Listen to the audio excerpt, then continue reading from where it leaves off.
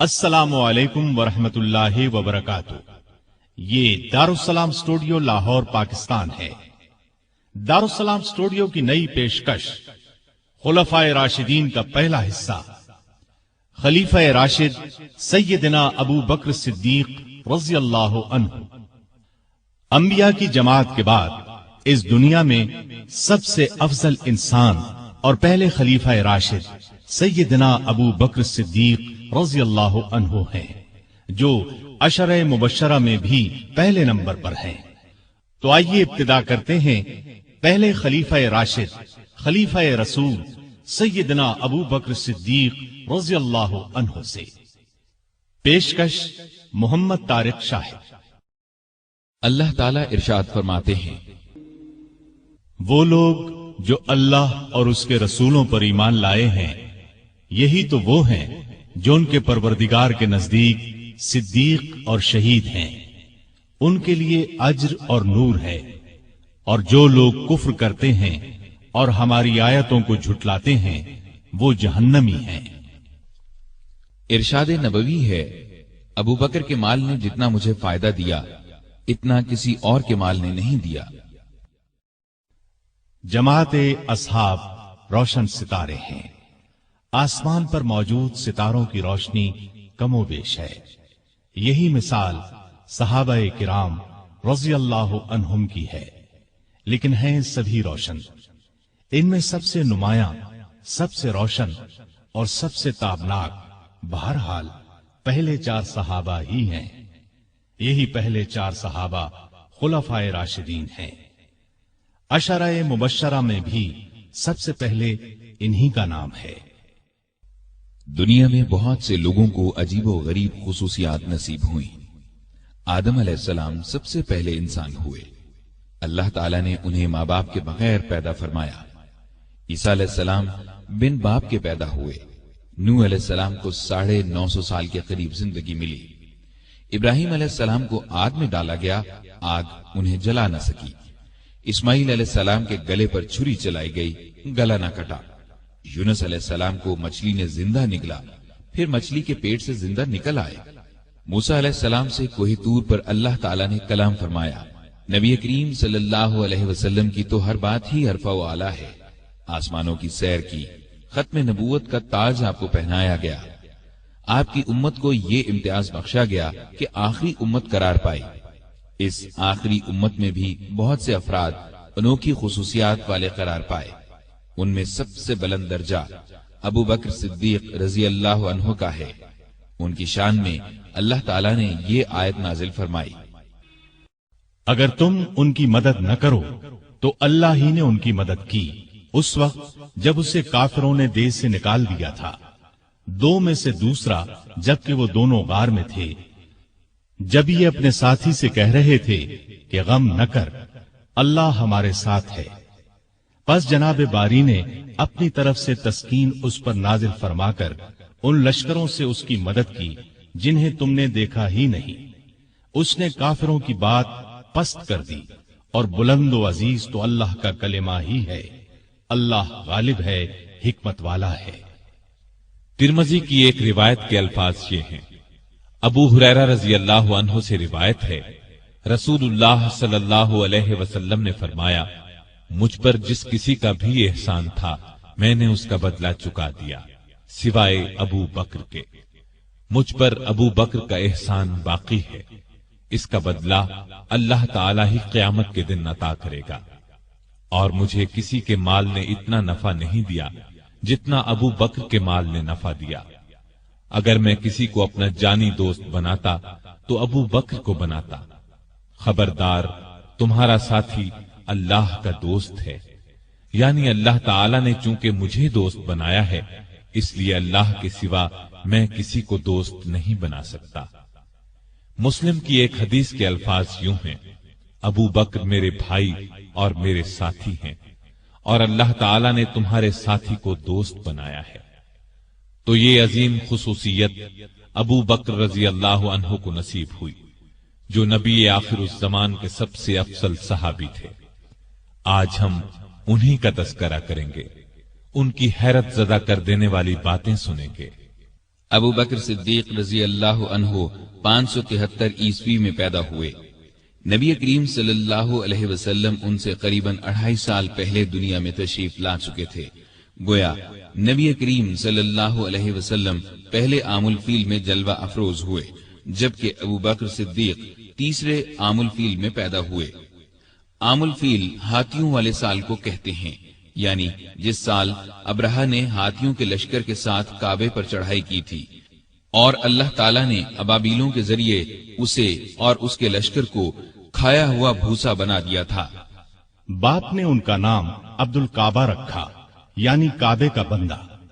اسلام کو نبی کریم صلی اللہ علیہ وسلم نے ان کے اسلام لانے پر بدلا اور عبداللہ نام رکھا، یعنی اللہ کا بندہ۔ لیکن آپ ابو بکر کے نام سے مشہور ہوئے۔ ابو بکر دراصل ان کی کنیت تھی۔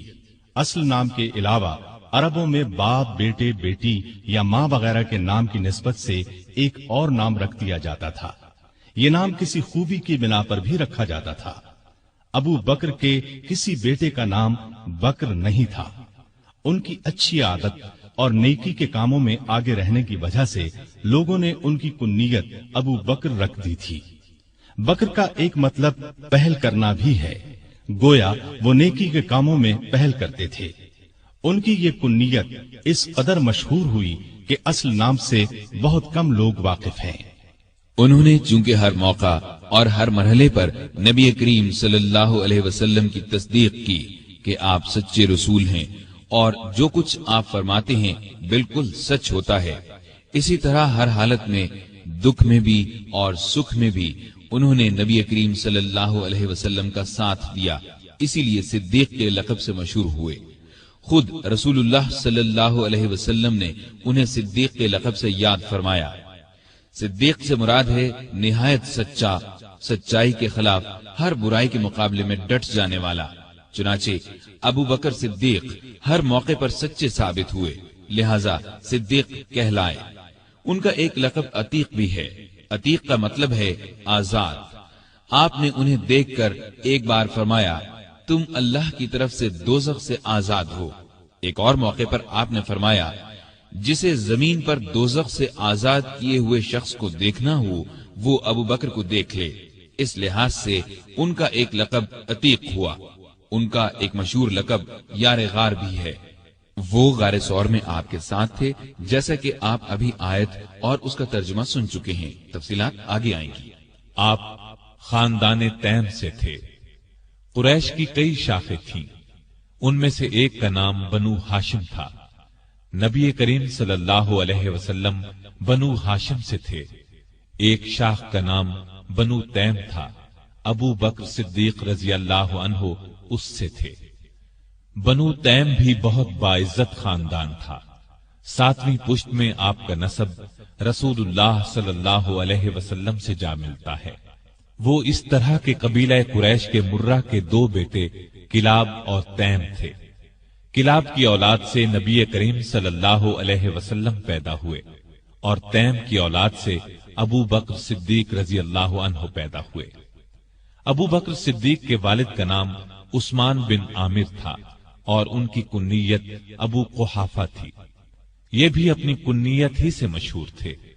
کامیاب اور خوشحال تاجر تھے۔ مکے کے لوگ انہیں بہت عزت کی نگاہ سے دیکھتے تھے۔ انہوں نے مکہ فتح ہونے کے بعد اسلام قبول کیا۔ اس وقت ان کی عمر 90 سال کے قریب تھی۔ بینائی جاتی رہی تھی۔ 14 ہجری میں 97 سال کی عمر میں وفات پائی۔ ابو بکر رضی اللہ عنہ کی والدہ کا نام سلمہ بنت سخر تھا۔ ان کی کنیت ام الخیر تھی۔ یہ بھی بنو تیم سے تھی۔ اپنے شوہر ابو قحافہ کے چچا کی بیٹی تھی۔ انہوں نے نبی کریم صلی اللہ علیہ وسلم کی مدینہ ہجرت سے چند سال پہلے اسلام قبول کیا۔ لمبی عمر پائی اور ابو قحافہ کے وفات کے کچھ عرصے بعد فوت ہوئی۔ ابو بکر کے 2 بھائیوں کا ذکر بھی تاریخ کی کتابوں میں ملتا ہے۔ دونوں بچپن میں فوت ہو گئے تھے۔ 2 بہنیں بھی تھیں، ام فروہ اور قریبہ۔ ام فروہ کی شادی اشعث بن قیس سے اور قریبہ کی شادی مشہور صحابی قیس بن سعد سے ہوئی تھی۔ ابو بکر صدیق رضی اللہ عنہ پیدا ہوئے تو ہر طرف شرک کی تاریکیاں چھائی ہوئی تھیں۔ لوگ پتھر اور لکڑی کے بتوں کی پوجا کرتے تھے۔ ابو بکر بچپن ہی سے ذہین اور بہت نیک تھے۔ ہوش سنبھالا تو ماں باپ کو بتوں کی پوجا کرتے دیکھا، لیکن کسی نے ابو بکر کو بتوں کی پوجا کرتے نہ دیکھا، نہ کسی نے انہیں مجبور کیا۔ اس وقت عرب میں لکھنے پڑھنے کا رواج نہیں تھا، بہت تھوڑے لوگ لکھنا پڑھنا جانتے تھے۔ ابو بکر پڑھے لکھے لوگوں میں سے تھے، شاید انہوں نے بچپن ہی میں لکھنا پڑھنا سیکھ لیا تھا، لڑنے کا طریقہ اور ہتھیاروں کا استعمال بھی سیکھا تھا، اور تجارت کرنے کے گر بھی سیکھ لیے تھے۔ وہ کبھی نشے والی چیز کے قریب نہیں گئے، نہ کسی برے کام میں کبھی حصہ لیا۔ جوان ہوئے تو خوبیاں اور نکھر گئیں۔ 18 سال کی عمر میں تجارت کا پیشہ اختیار کیا۔ وہ یمن، شام اور عراق وغیرہ جاتے، وہاں سے کپڑا خرید کر لاتے اور فروخت کرتے۔ بہت جلد اپنی سچائی اور دیانت کی وجہ سے دوسرے تاجروں کو پیچھے چھوڑ گئے، دولت مند ہو گئے۔ مکے کے رئیسوں میں ان کا شمار ہونے لگا۔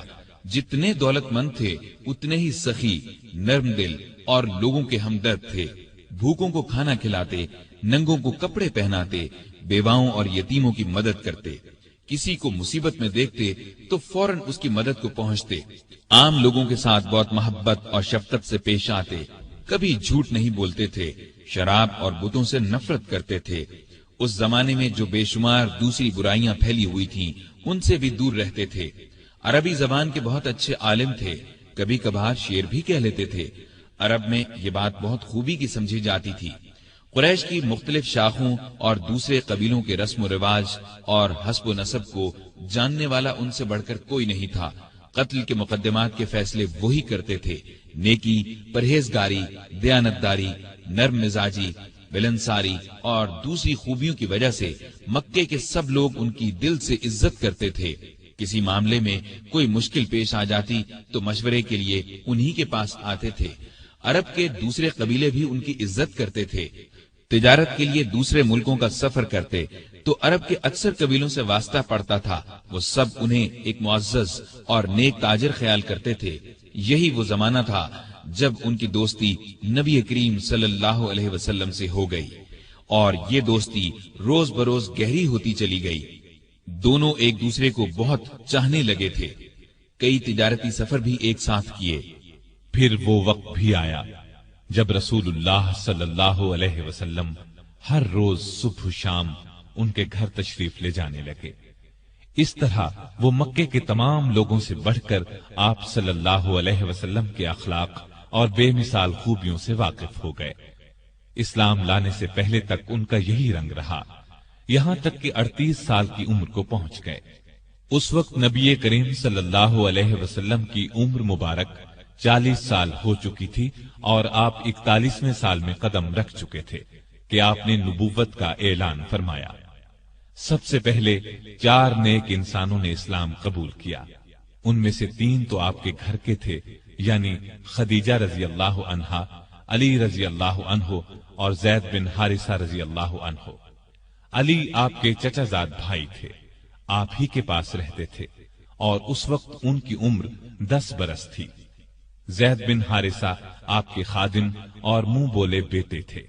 خدیجہ آپ کی بیوی تھیں۔ گھر سے باہر کے لوگوں میں سب سے پہلے ابو بکر صدیق رضی اللہ عنہ نے اسلام قبول کیا۔ گویا مردوں میں بھی سب سے پہلے یہی اسلام لائے۔ اسلام لاتے ہی آپ نے فوراً کہہ دیا، اب میری ہر چیز کا مالک اللہ اور اللہ کے رسول ہیں۔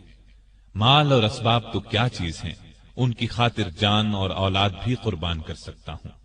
نبوت کا اعلان فرمانے کے بعد نبی صلی اللہ علیہ وسلم نے شروع کے 3 سالوں میں صرف ان سمجھدار لوگوں کو اسلام کی طرف بلایا جن سے یہ امید کی جا سکتی تھی کہ وہ جھگڑا نہیں کریں گے اور اللہ کا سچا دین قبول کر لیں گے۔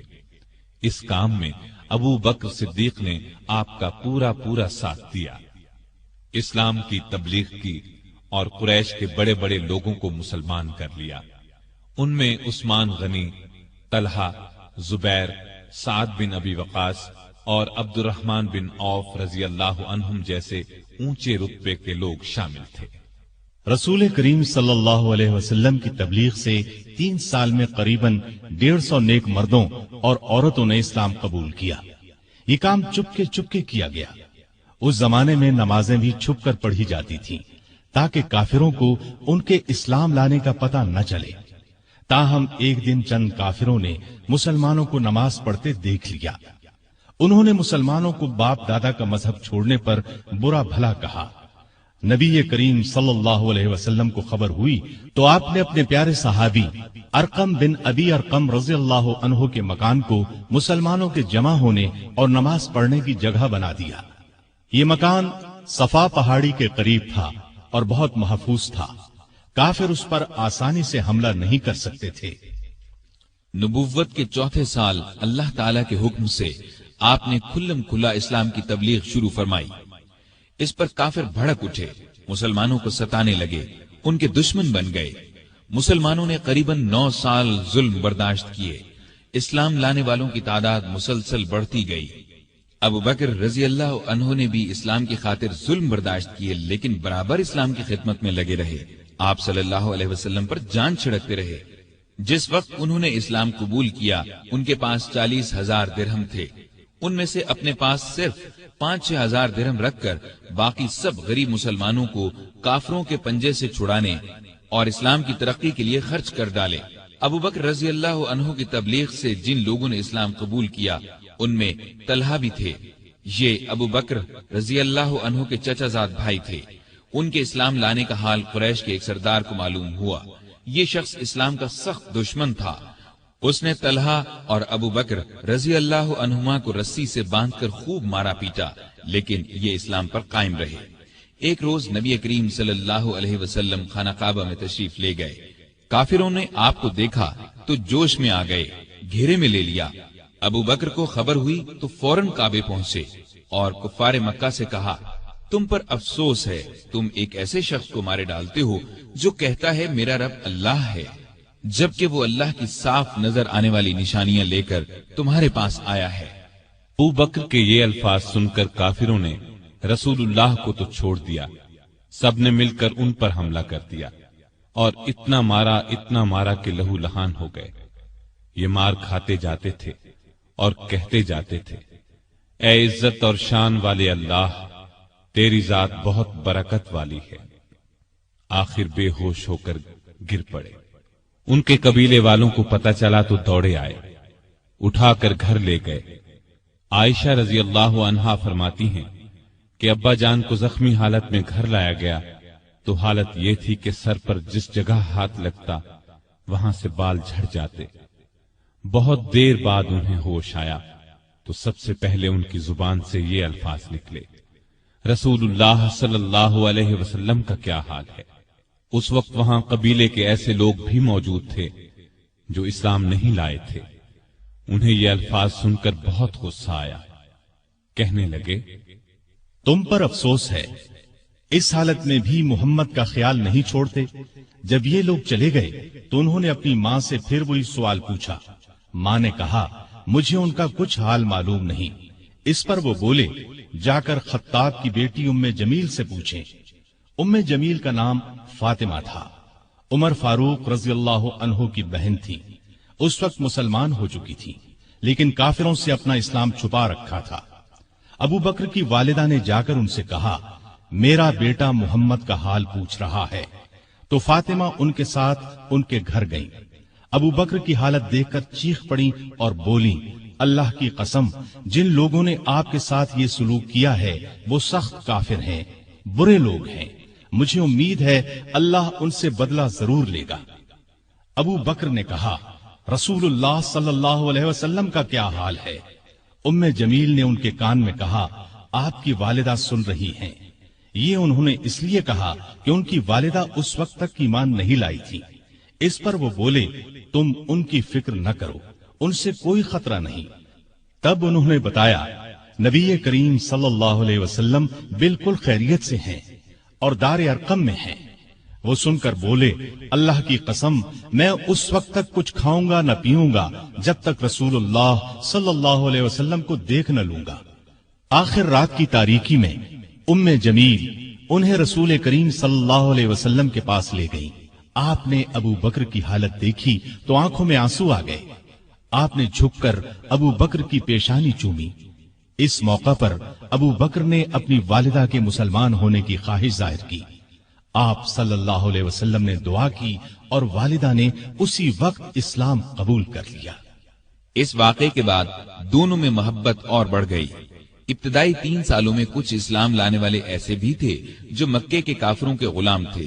ان کافروں کو جب اپنے غلاموں کے اسلام لانے کا پتہ چلا تو ان غریبوں پر ظلم کے پہاڑ توڑنے لگے۔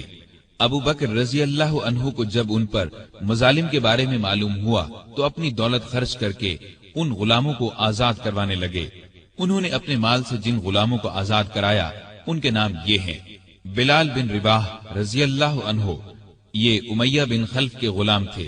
وہ انہیں تپتی ریت پر لٹاتا اور سینے پر پتھر کی سل رکھ دیتا تھا، لیکن یہ اللہ ایک ہے، اللہ ایک ہے پکارتے رہتے۔ حمامہ رضی اللہ عنہا کو بھی آزاد کرایا۔ یہ بلال رضی اللہ عنہ کی والدہ تھی۔ عامر بن فہیرہ رضی اللہ عنہ طفیل بن حارث کے غلام تھے۔ ام یمس رضی اللہ عنہا قریش کے خاندان بنو زہرہ کی لونڈی تھی۔ کافر ان پر بہت ظلم کرتے تھے۔ ابو فکیہہ رضی اللہ عنہ بنو عبد الدار یا صفوان بن امیہ کے غلام تھے۔ انہیں بیڑیاں پہنا کر ریت پر اوندھا لٹایا جاتا تھا، کمر پر بھاری پتھر رکھا جاتا تھا۔ لہزیہ اور ان کی بیٹی لبینہ، زنیرہ، ان سب کو ابو بکر نے خرید کر آزاد کیا۔ ابو بکر رضی اللہ عنہ کے والد ابو قحافہ رضی اللہ عنہ اس وقت تک ایمان نہیں لائے تھے۔ بیٹے کو اس طرح دولت لٹاتے دیکھ کر ایک دن بولے: بیٹا، میں دیکھ رہا ہوں تم جن لوگوں کو آزاد کروانے پر پیسہ خرچ کر رہے ہو وہ بہت کمزور ہیں۔ تم مضبوط لوگوں کو آزاد کراتے تو وہ تمہارے کام آتے۔ اس پر ابو بکر نے جواب دیا: میں نے ان غریبوں کو اپنے فائدے کے لیے نہیں، اللہ کو راضی کرنے کے لیے آزاد کرایا ہے، وہی اس کا بدلہ دے گا۔ یہ بات سن کر ان کے والد خاموش ہو گئے۔ کافروں کا ظلم جب حد سے بڑھا تو نبی کریم صلی اللہ علیہ وسلم نے مسلمانوں کو حبشہ کی طرف ہجرت کرنے کا مشورہ دیا۔ کچھ مسلمان ہجرت کر گئے۔ ابو بکر نے بھی اپنا وطن چھوڑا، لیکن راستے میں قبیلہ قارہ کے سردار ربیہ بن رفیع ملے۔ وہ اپنی امان میں انہیں واپس مکے لے آئے، اس لیے کہ وہ ابو بکر کو بہت پسند کرتے تھے۔ مکے میں داخل ہو کر ربیہ نے اعلان کر دیا کہ ابو بکر ان کی پناہ میں ہیں۔ قریش نے اس شرط پر ان کی پناہ منظور کر لی کہ ابو بکر اپنے گھر کے اندر جس طرح چاہیں عبادت کریں، گھر سے باہر نہ کریں، نہ اونچی آواز سے قرآن پڑھیں۔ انہوں نے یہ بات مان لی، لیکن ان کا دل بہت نرم تھا۔ جب گھر میں قرآن پڑھتے تو بے اختیار رونے لگتے۔ ان کے رونے کی آواز سن کر لوگ گھروں سے نکل آتے، راستہ چلتے لوگ رک جاتے اور قرآن سننے لگتے۔ مکے کے کافروں نے جب یہ دیکھا تو ربیہ سے شکایت کی۔ ربیہ نے ان کی شکایت ابو بکر کے آگے رکھی۔ اس پر ابو بکر نے ان کی پناہ واپس کر دی اور فرمایا: میں اپنے اللہ کی پناہ پر راضی ہوں۔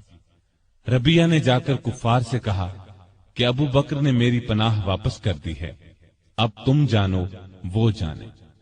بعد میں یہ ربیہ بن رفیع مسلمان ہو گئے تھے۔ ان کی کنیت ابن دغینہ تھی۔ عرب کے مسلمان بہادروں میں ان کا شمار ہوا۔ اب ابو بکر رضی اللہ عنہ پہلے کی طرح اسلام کی تبلیغ کرنے لگے۔ رسول اللہ صلی اللہ علیہ وسلم کی حمایت میں ہر وقت جان ہتھیلی پر لیے رہتے۔ کافروں نے کئی بار انہیں شدید تکالیف پہنچائی۔ ایک دفعہ نبی کریم صلی اللہ علیہ وسلم خانہ کعبہ میں نماز پڑھ رہے تھے۔ ایک کافر عقبہ بن ابی معیط نے آپ کی گردن مبارک میں چادر ڈال کر بل دینا شروع کیے۔ وہ آپ کا گلا گھونٹنا چاہتا تھا۔ ابو بکر دوڑ کر وہاں پہنچے، عقبہ کو دھکا دے کر ہٹایا اور بولے: تم ایک ایسے شخص کی جان لینا چاہتے ہو جو یہ کہتا ہے میرا رب اللہ ہے۔ اس پر عقبہ اور دوسرے کافروں نے ابو بکر کو مار مار کر ادموا کر ڈالا۔ ایسے اور کئی موقعوں پر نبی کریم صلی اللہ علیہ وسلم کی حفاظت کے لیے سینہ تان کر کھڑے ہو گئے۔ خود مار کھا لی تاکہ آپ صلی اللہ علیہ وسلم کو تکلیف نہ پہنچے۔ نبوت کے 12ویں سال معراج کا واقعہ پیش آیا۔ صبح کے وقت جب رسول اللہ صلی اللہ علیہ وسلم نے ابو جہل وغیرہ کے سامنے یہ واقعہ بیان فرمایا تو وہ مذاق اڑانے لگے اور ابو بکر کے پاس گئے اور کہا کہ دیکھو تمہارے صاحب کیسی باتیں کر رہے ہیں۔ اس پر انہوں نے جواب دیا، اگر محمد صلی اللہ علیہ وسلم نے یہ باتیں کہی ہیں تو ان کے سچا ہونے میں مجھے ذرہ بھر شک نہیں، کیونکہ سچ کے سوا آپ کی زبان مبارک پر کوئی بات نہیں آتی۔ پھر خود آپ کے پاس آئے اور پوچھا، اے اللہ کے رسول صلی اللہ علیہ وسلم، کیا واقعی آپ نے ایسا فرمایا ہے؟ آپ نے فرمایا ہاں۔ یہ سنتے ہی ابو بکر نے عرض کیا، جو کچھ آپ نے فرمایا میں اس پر ایمان لاتا اور تصدیق کرتا ہوں کہ آپ بالکل سچے ہیں۔ ابو بکر کو صدیق کا لقب اسی لیے ملا کہ انہوں نے اس موقع پر اور دوسرے موقعوں پر بھی ہمیشہ رسول اللہ صلی اللہ علیہ وسلم کی تصدیق کی اور آپ کی نبوت کی گواہی دی۔ پھر جب کافروں نے نبی کریم صلی اللہ علیہ وسلم کو قتل کرنے کا منصوبہ تیار کر لیا تو اللہ تعالیٰ نے آپ کو ہجرت کی اجازت دے دی۔ آپ ابو بکر کے پاس آئے اور انہیں بتایا، مجھے ہجرت کی اجازت مل گئی ہے۔ یہ سن کر ابو بکر نے عرض کیا، میرے ماں باپ آپ پر قربان ہوں، کیا مجھے بھی آپ کے ساتھ چلنے کی اجازت ہے؟ آپ نے فرمایا ہاں۔ یہ سن کر ابو بکر اتنے خوش ہوئے کہ رونے لگے۔ عائشہ رضی اللہ عنہا فرماتی ہیں کہ اس روز مجھے پہلی بار معلوم ہوا کہ کوئی شخص حد سے زیادہ خوشی سے بھی رونے لگتا ہے۔ پھر ابو بکر نے عرض کیا، مجھے اندازہ تھا کہ آپ ہجرت کریں گے، اس لیے میں نے 2 اونٹنیوں کو کھلا پلا کر تیار کر رکھا ہے، ان میں سے ایک آپ لے لیں۔ آپ نے فرمایا لیکن میں قیمت دے کر لوں گا۔ ابو بکر خاموش ہو گئے۔ رات ہوئی تو آپ علی رضی اللہ عنہ کو اپنے بستر پر لٹا کر گھر سے نکلے۔ اللہ تعالیٰ نے کفار کو اس وقت اندھا کر دیا، وہ ننگی تلواریں لیے گھر کو گھیرے کھڑے تھے کہ جو ہی آپ باہر نکلیں گے کام تمام کر دیں گے۔ آپ قرآن مجید کی آیات پڑھتے ہوئے باہر نکل آئے، سیدھے ابو بکر کے گھر پہنچے۔ وہ پہلے ہی تیار بیٹھے تھے۔ رخصت سے پہلے انہوں نے اپنے بیٹے کو ہدایت کی کہ رات کو آ کر خبریں سنانا، ہم فلاں جگہ ٹھہریں گے۔ اپنے خادم عامر بن فہیرہ کو ہدایت دی کہ وہ روزانہ کی طرح بکریاں چرائے اور رات کو ان کا دودھ ہمیں دے جایا کرے۔ پھر ابو بکر گھر میں موجود تمام نقدی ساتھ لے کر نکل پڑے۔ راستے میں ابو بکر کبھی آپ کے آگے ہو جاتے اور کبھی پیچھے۔ آپ صلی اللہ علیہ وسلم نے وجہ پوچھی تو عرض کیا، جب مجھے خطرہ ہوتا ہے کہ آگے سے کوئی دشمن نہ آ جائے تو آپ کے آگے چلنے لگتا ہوں، پیچھے سے کوئی خطرہ محسوس کرتا ہوں تو پیچھے ہو جاتا ہوں۔ اس طرح دونوں غار ثور میں پہنچے۔ یہ مکے کے جنوب مشرق میں قریباً 5 کلومیٹر پر ہے۔ راستے میں زمین پتھریلی ہونے کی وجہ سے دونوں کے پاؤں زخمی ہو گئے۔ ابو بکر رضی اللہ عنہ آپ کی تکلیف برداشت نہ کر سکے۔ آپ صلی اللہ علیہ وسلم کو بمشکل اپنے ساتھ لے کر غار ثور جو بہت بلندی پر تھا پہنچے۔ پہلے ابو بکر اندر داخل ہوئے، غار کو صاف کیا، غار میں جو سوراخ نظر آئے ان کو اپنی چادر پھاڑ کر بند کیا۔ غار میں 2 سوراخ باقی بچ رہے جن کے لیے چادر نہیں بچی تھی۔ ابو بکر رضی اللہ عنہ نے ان دونوں پر اپنے پاؤں رکھ دیے۔ پھر رسول اللہ صلی اللہ علیہ وسلم سے عرض کی کہ اندر تشریف لائیں۔ آپ صلی اللہ علیہ وسلم اندر تشریف لے گئے اور ابو بکر کی آغوش میں سر رکھ کر سو گئے۔ ادھر ابو بکر رضی اللہ عنہ کے پاؤں میں کسی چیز نے ڈس لیا۔ ابو بکر نے بڑے صبر سے تکلیف برداشت کی لیکن ہلے نہیں کہ کہیں آپ کی آنکھ نہ کھل جائے۔ لیکن جب تکلیف حد سے بڑھی تو ان کے آنسو رسول اللہ صلی اللہ علیہ وسلم کے چہرے پر ٹپک گئے۔ آپ کی آنکھ کھل گئی۔ آپ نے فرمایا، ابو بکر تمہیں کیا ہوا؟ عرض کی، میرے ماں باپ آپ پر قربان، مجھے کسی چیز نے ڈس لیا ہے۔ رسول اللہ صلی اللہ علیہ وسلم نے اس پر اپنا لعاب دہن لگا دیا۔ زہر کا اثر فوراً دور ہو گیا اور تکلیف جاتی رہی۔ یہاں دونوں حضرات نے 3 راتیں چھپ کر گزاری۔ تلاش کرنے والے اس دوران میں غار ثور تک پہنچ گئے۔ ابو بکر کی نظر ان پر پڑی تو گھبرائے اور کہا، اے اللہ کے نبی، اگر ان میں سے کوئی شخص محض اپنی نگاہ نیچی کر دے تو ہمیں دیکھ لے گا۔ نبی کریم صلی اللہ علیہ وسلم نے فرمایا، ابو بکر، ایسے دو آدمیوں کے بارے میں تمہارا کیا خیال ہے جن کا تیسرا اللہ ہے؟ اس وقت اللہ نے کافروں کی آنکھوں پر پردہ ڈال دیا، وہ غار کے اندر نہ دیکھ سکے۔ آپ نے 3 راتیں اور 3 دن غار میں قیام فرمایا۔ عامر بن فہیرہ دودھ پہنچاتے رہے، آپ کی بیٹی اسما رات کو کھانا پہنچاتی رہی، اور عبداللہ رضی اللہ عنہ دن بھر کی خبریں بھی سناتے رہے۔ گویا ابو بکر کا گھرانہ خدمت میں لگا رہا۔ تیسری رات غار سے روانہ ہوئے، عامر ساتھ چلے۔ عبداللہ اریقت نامی ایک شخص کو اجرت پر راستہ دکھانے کے لیے ساتھ لے لیا۔ اس طرح یہ آگے چلے۔ ادھر مکے کے کافر آپ کی تلاش میں نکلے، کیونکہ گھر میں انہیں علی رضی اللہ عنہ ملے تھے۔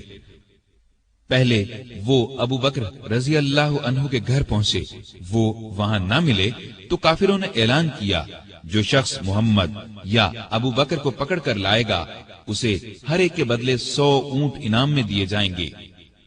قبیلہ بنو مدلج کا سردار سراقہ یہ اعلان سن کر ہتھیار لگا کر آپ کی تلاش میں گھوڑے پر روانہ ہوا۔ یہ بڑے ڈیل ڈول کا اور بہادر شخص تھا۔ تلاش کرتے کرتے ان حضرات کے نزدیک پہنچ گیا، لیکن گھوڑے نے ٹھوکر کھائی، زمین پر گرا، دوبارہ سیدھا ہوا، پھر گرا۔ ادھر ابو بکر مڑ مڑ کر اس کی طرف دیکھ رہے تھے۔ بولے، اے اللہ کے رسول، ہمارا پیچھا کرنے والا بہت قریب آ گیا ہے۔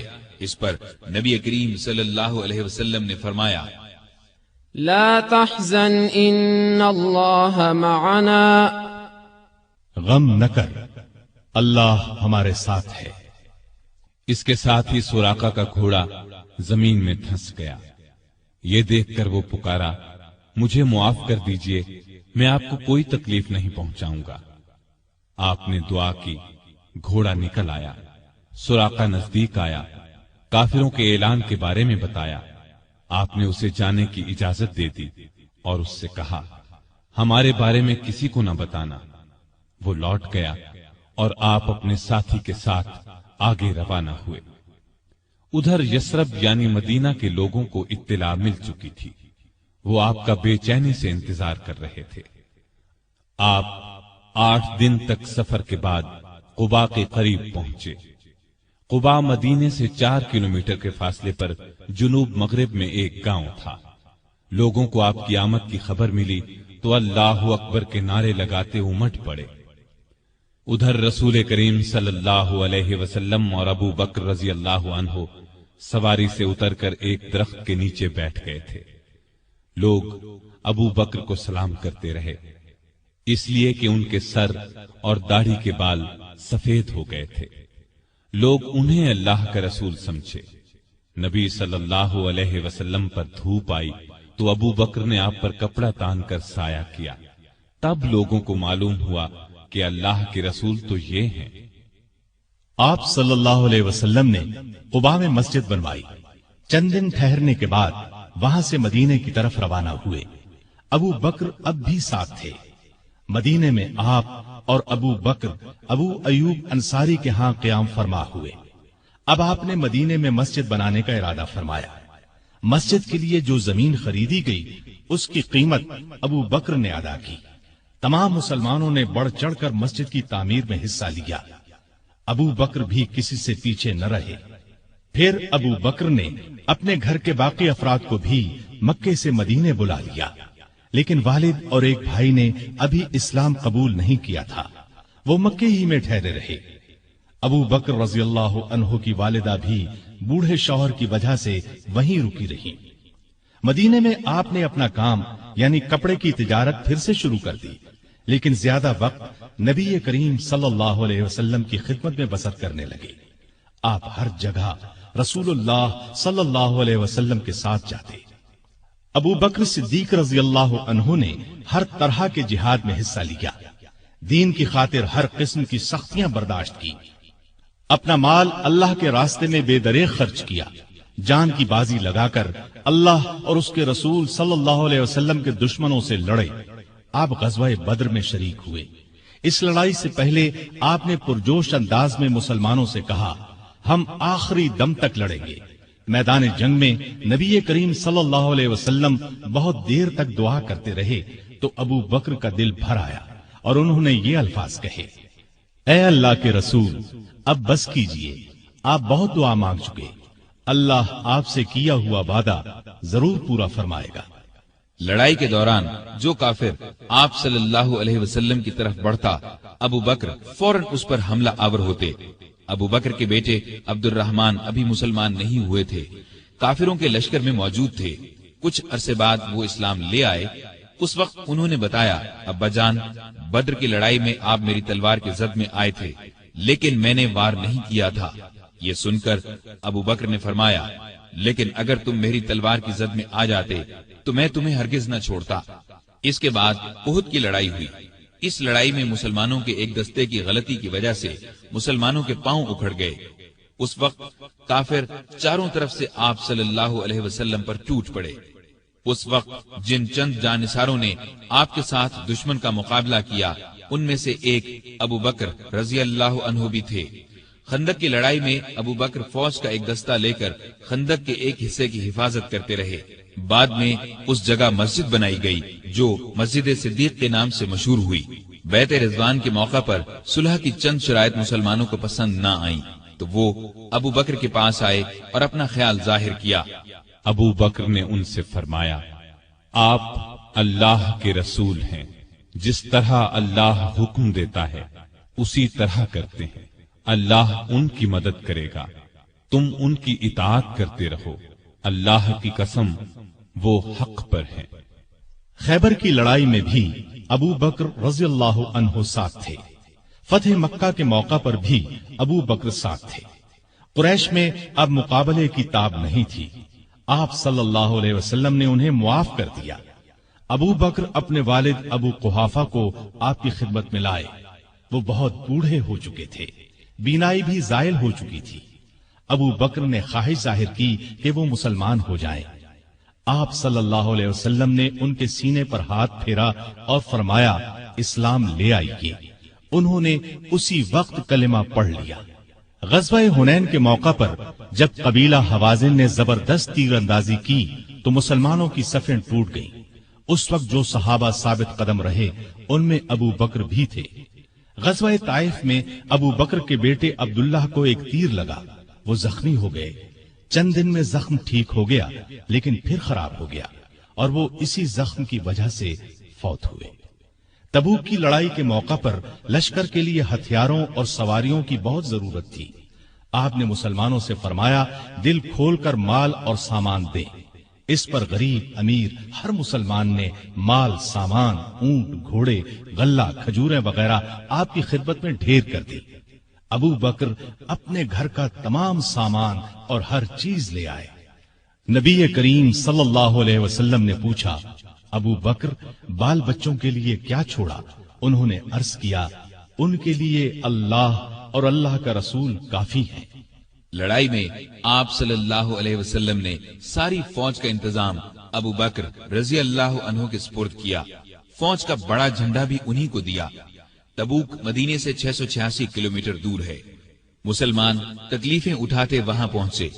تبوک سے واپسی کے بعد حج کے دن قریب آئے تو آپ صلی اللہ علیہ وسلم نے ابو بکر کو امیر حج مقرر فرمایا۔ انہوں نے لوگوں کو حج کرایا۔ ہجرت کے 10ویں سال رسول کریم صلی اللہ علیہ وسلم خود حج کے لیے مکہ تشریف لے گئے۔ ابو بکر رضی اللہ عنہ اور ہزارہا مسلمان آپ کے ساتھ تھے۔ آپ کا سامان ابو بکر کی اونٹنی پر لادا گیا۔ 11 ہجری میں آپ نے ایک لشکر شام بھیجنے کے لیے تیار کیا۔ اس لشکر کا سردار آپ نے اپنے ایک پیارے نوجوان اسامہ بن زید رضی اللہ عنہ کو مقرر فرمایا۔ اس لشکر کو بھیجنے کا مقصد یہ تھا کہ روم کے بادشاہ سے موتا کی لڑائی کا بدلہ لیا جائے۔ موتا کی لڑائی 8 ہجری میں ہوئی تھی اور اس میں رومی عیسائیوں کے ہاتھوں نبی کریم صلی اللہ علیہ وسلم کے 12 پیارے صحابہ شہید ہو گئے تھے۔ ان میں اسامہ رضی اللہ عنہ کے والد زید بھی تھے۔ اس لشکر میں ابو بکر رضی اللہ عنہ بھی شریک تھے۔ انہوں نے اس بات کی پرواہ تک نہیں کی کہ ان کا سپہ سالار 18-19 سال کی عمر کا ایک نوجوان ہے۔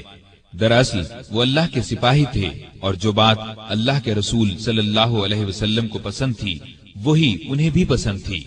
حج سے واپسی پر نبی صلی اللہ علیہ وسلم نے مسلمانوں کو یہ خطبہ دیا۔ اللہ نے اپنے ایک بندے کو اختیار دیا کہ چاہے تو دنیا کی نعمتوں کو قبول کر لے اور چاہے تو اللہ کے پاس جا کر ان نعمتوں کو قبول کرے جو وہاں ملنے والی ہیں۔ تو اس بندے نے اللہ کے پاس جا کر ملنے والی نعمتوں کو قبول کیا ہے۔ یہ خطاب سن کر ابو بکر رضی اللہ عنہ رونے لگے۔ وہ سمجھ گئے کہ یہ آپ صلی اللہ علیہ وسلم نے اپنے بارے میں فرمایا ہے۔ ہجرت کے 11ویں سال رسول کریم صلی اللہ علیہ وسلم کے مرض میں اضافہ ہو گیا تو آپ نے ابو بکر کو نماز پڑھانے کا حکم فرمایا۔ ابو بکر نمازیں پڑھانے لگے۔ اس دوران میں ایک صبح آپ کو افاقہ محسوس ہوا تو آپ سہارا لے کر مسجد میں تشریف لے آئے۔ ابو بکر نے پیچھے ہٹنا چاہا تو آپ نے اشارے سے فرمایا اپنی جگہ پر رہو۔ پھر آپ نے ان کے ساتھ بیٹھ کر نماز ادا کی۔ ہجرت کے 11ویں سال 12 ربیع الاول بروز پیر آپ صلی اللہ علیہ وسلم نے رحلت فرمائی۔ وہ دن ابو بکر کی زندگی کا سب سے بڑے صدمے کا دن تھا۔ انہوں نے نبی کریم صلی اللہ علیہ وسلم کی پیشانی کو بوسہ دیا اور فرمایا، میرے ماں باپ آپ پر قربان، اللہ آپ پر 2 موتیں جمع نہیں کرے گا۔ جو موت اللہ نے آپ کے لیے لکھ دی وہ آ چکی، اب آپ پر کبھی موت نہیں آئے گی۔ اس وقت صحابہ کی حالت بہت نازک تھی۔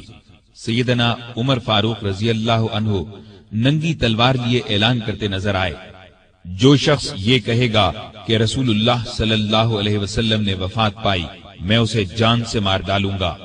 ابو بکر نے ان کی یہ تقریر سنی تو فرمایا، اے عمر سنبھلو اور چپ ہو جاؤ۔ پھر آپ نے لوگوں کے سامنے تقریر کی، لوگوں، جو شخص محمد صلی اللہ علیہ وسلم کو پوچھتا تھا وہ جان لے کہ محمد صلی اللہ علیہ وسلم وفات پا گئے ہیں، اور جو اللہ کو پوچھتا تھا وہ سمجھ لے کہ اللہ زندہ ہے، وہ کبھی نہیں مرے گا۔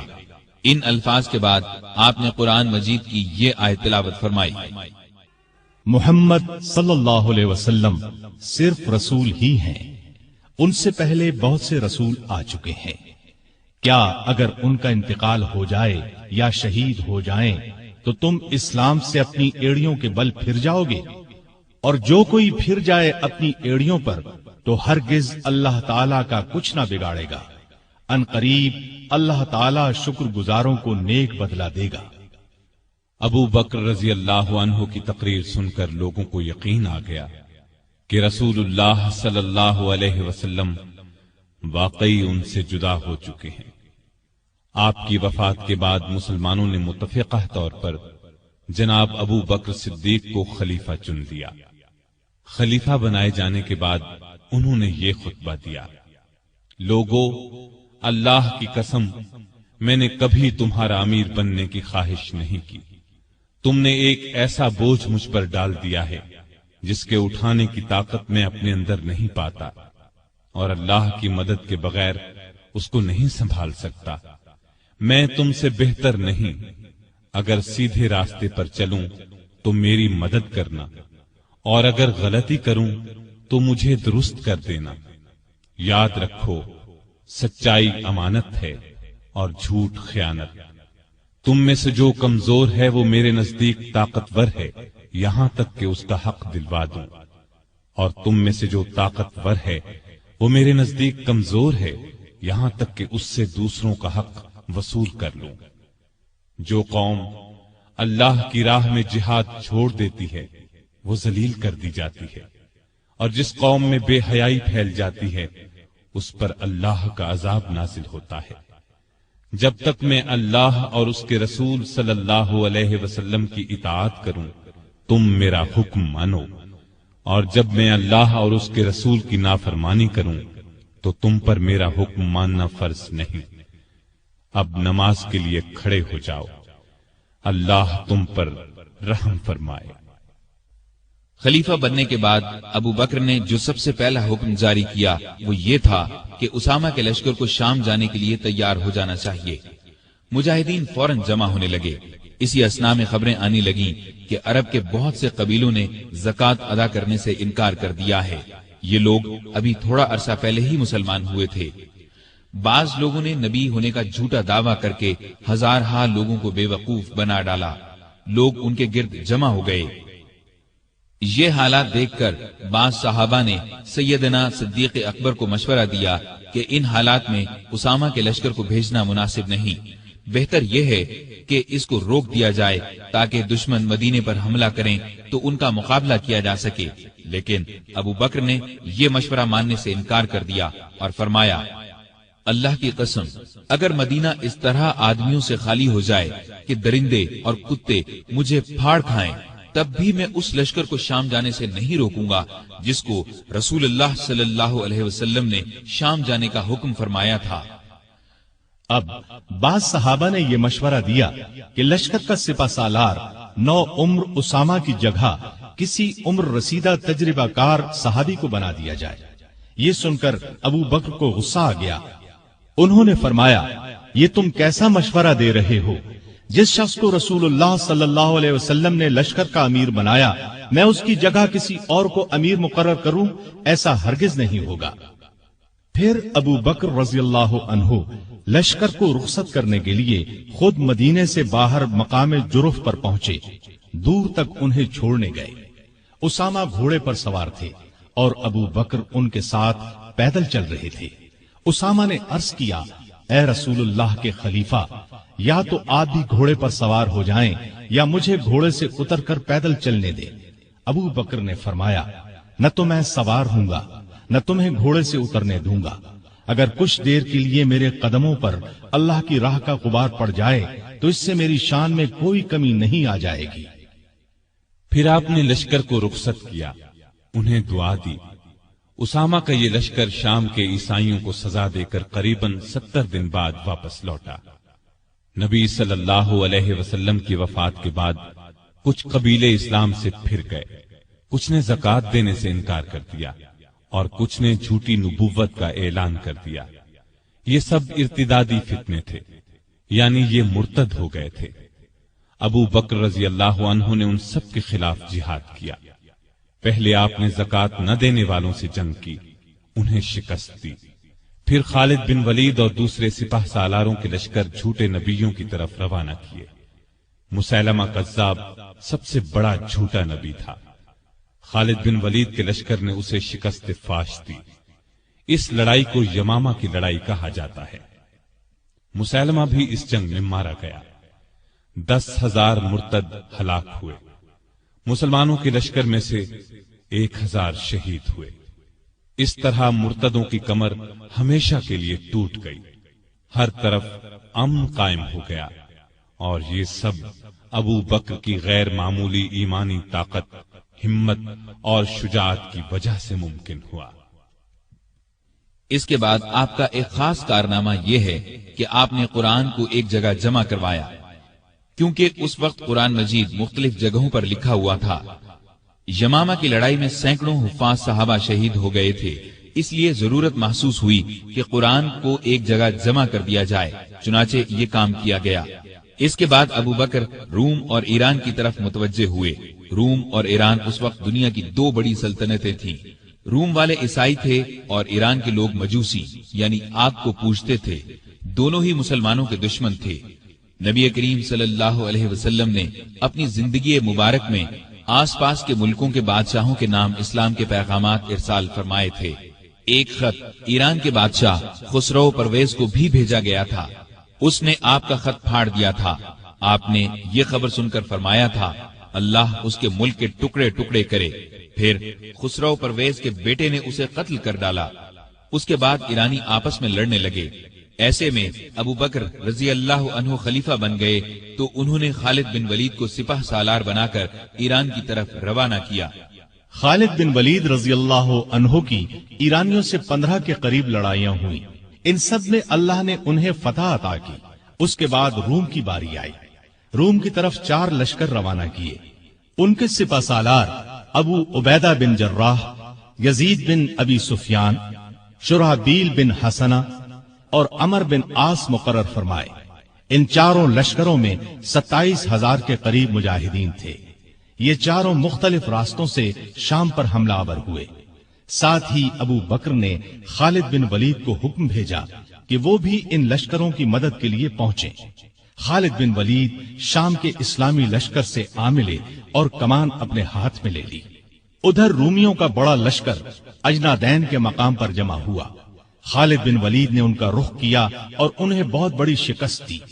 اجنادین سے شکست کھا کر رومی یرموک میں جمع ہوئے۔ یہاں بھی زبردست جنگ ہوئی۔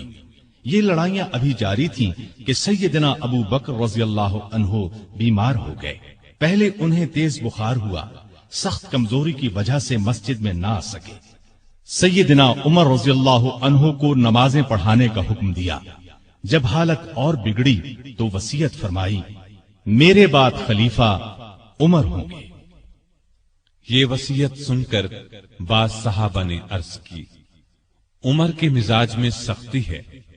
تو ابو بکر نے فرمایا، جب خلافت کا بوجھ سر پر پڑے گا تو یہ سختی جاتی رہے گی۔ وہ امت کے بہترین آدمی ہیں۔ بیماری کے دنوں میں ایک دن پوچھا، خلیفہ بننے سے اب تک بیت المال سے مجھے کتنا وظیفہ ملا ہے؟ حساب کیا گیا تو 8,000 کے قریب درہم بنے۔ آپ نے فرمایا، میری فلاں زمین بیچ کر یہ رقم بیت المال میں جمع کی جائے۔ پھر آپ نے فرمایا، جب سے میں خلیفہ ہوا ہوں میری جائیداد کتنی بڑھی ہے؟ لوگوں نے کہا کہ ایک حبشی غلام ہے جو بچوں کو کھلاتا ہے، مسلمانوں کی تلواروں کو صاف کرتا ہے اور چمکاتا ہے، ایک اونٹنی ہے جس پر پانی لاتا ہے، اور ایک معمولی سی پرانی چادر ہے۔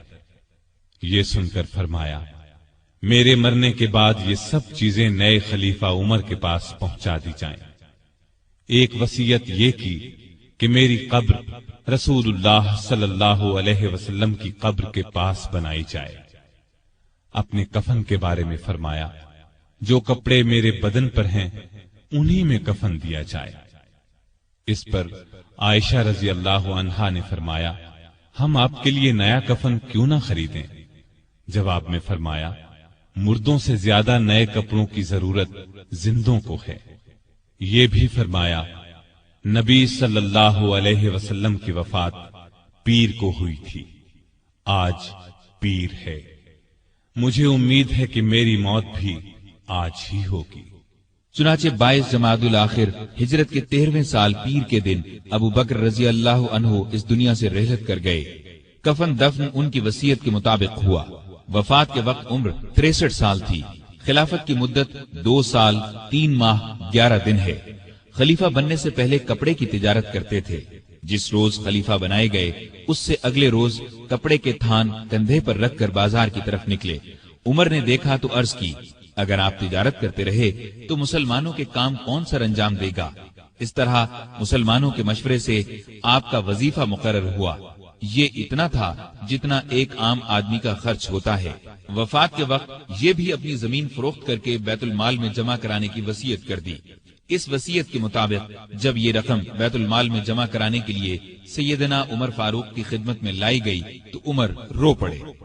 آپ کی شکل نورانی، قد درمیانہ، جسم دبلا پتلا، رنگ گورا تھا۔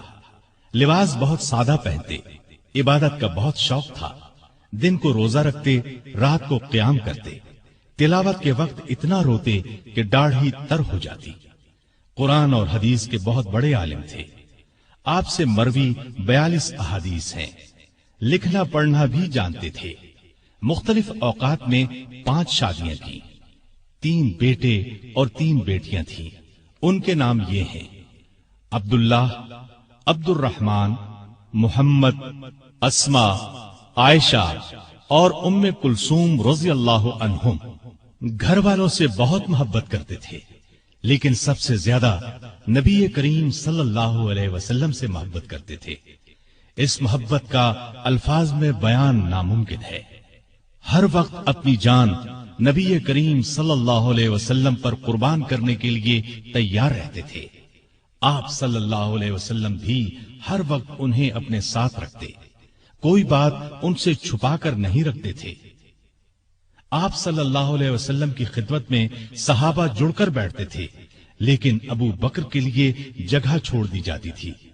جب وہ اپنی جگہ پر آ کر بیٹھتے تو آپ ان کی طرف رخ کر لیتے تھے۔ آپ صلی اللہ علیہ وسلم فرمایا کرتے تھے، ابو بکر تمام لوگوں میں مجھے سب سے زیادہ پیارے ہیں۔ آپ صلی اللہ علیہ وسلم نے کئی بار انہیں جنت کی بشارت دی۔ ایک مرتبہ فرمایا، ابو بکر حوض کوثر پر میرے ساتھ ہوں گے۔ ایک مرتبہ نبی کریم صلی اللہ علیہ وسلم نے 10 صحابہ کے نام لے کر فرمایا کہ یہ جنتی ہیں۔ ان میں پہلا نام ابو بکر صدیق کا لیا۔ ابو بکر صدیق غریبوں اور محتاجوں کی بہت مدد کرتے تھے۔ اللہ کے راستے میں خرچ کرنے میں سب کو پیچھے چھوڑ دیتے تھے۔ اللہ کا خوف اس قدر تھا کہ حساب کے دن کا خیال آنے پر کانپ جاتے تھے۔ فرمایا کرتے تھے، کاش میں ایک تنکا ہوتا، کسی کو کوئی بات کہہ دیتے تو فوراً اس سے معافی مانگ لیتے۔ لوگوں کو سلام کرنے میں پہل کرتے تھے۔ پرہیزگاری تو حد درجے کی تھی۔ ایک دن آپ کا غلام کھانے کی کوئی چیز لایا، آپ نے اس میں سے کچھ کھا لیا، لیکن کھانے کے بعد غلام نے آپ سے پوچھا، آپ کو معلوم ہے کہ آپ نے جو کھایا ہے وہ کیا ہے؟ آپ نے فرمایا، بتلاؤ یہ کہاں سے آیا ہے؟ اس نے بتایا کہ زمانہ جاہلیت میں ایک شخص نے مجھ سے کچھ منتر پڑھوایا تھا، یہ اس کی اجرت ہے۔ یہ سن کر ابو بکر نے اپنا ہاتھ منہ میں ڈالا اور جو کچھ پیٹ میں گیا تھا قے کے ذریعے سب کچھ باہر نکال دیا۔ مزاج میں بہت عاجزی تھی۔ خلیفہ بننے سے پہلے محلے والوں کی بکریوں کا دودھ دو دیتے تھے۔ خلیفہ بننے کے بعد بھی یہ معمول نہ چھوڑا۔ لوگوں کو بہت اچھی اچھی نصیحتیں کرتے رہتے تھے۔ فرماتے ہیں، مصیبت کی جڑ انسان کی گفتگو ہے۔ عقل مند کی پہچان یہ ہے کہ وہ زیادہ باتیں نہیں کرتے۔